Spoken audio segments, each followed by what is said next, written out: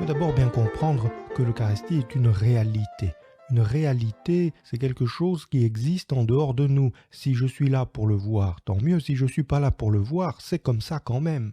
Ça n'est pas moi, en tant que sujet, qui définit le réel. Il n'est pas un produit de mon imagination, surtout pas, de ma pensée, même pas.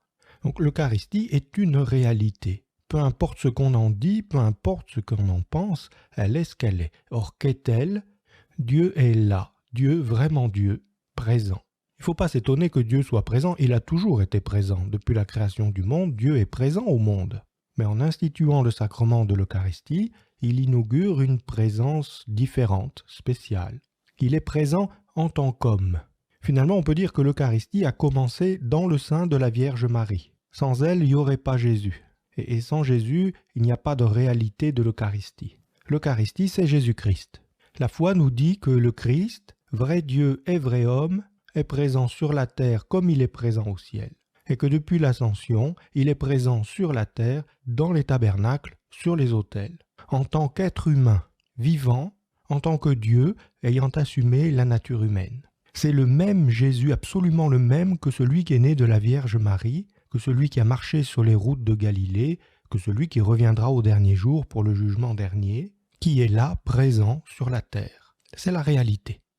Certes, cette présence n'est pas facile à cerner, essentiellement parce que, comme toutes les présences, elle implique une relation de proximité. On est proche de quelqu'un d'autre, on a conscience de la présence de quelqu'un d'autre, on est présent à l'autre.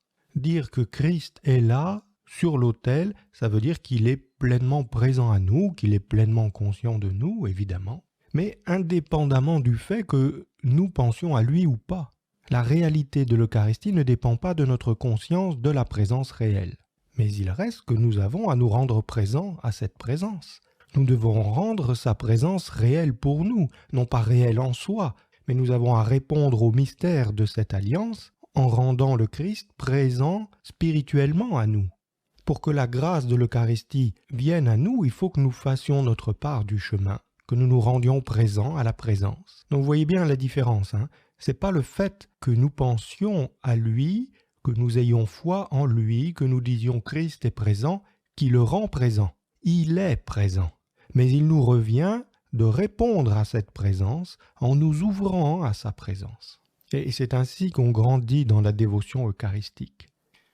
Ainsi, demandons au Seigneur Jésus en son Eucharistie de nous aider à comprendre qui il est, comment il est au milieu de nous, comment nous pouvons grandir dans la conscience de sa présence réelle, comment nous pouvons unir notre volonté à la sienne, nous donner à lui comme il se donne à nous en son Eucharistie. C'est-à-dire que le Seigneur Jésus nous apprenne comment en communiant au Saint-Sacrement de l'autel, nous pouvons déjà vivre le paradis, là où il n'y aura plus le voile sacramentel, et nous pourrons continuer à être présents à celui qui est l'Éternel présent, à recevoir celui qui se donne, en répondant à celui qui se donne à nous par le don de nous-mêmes.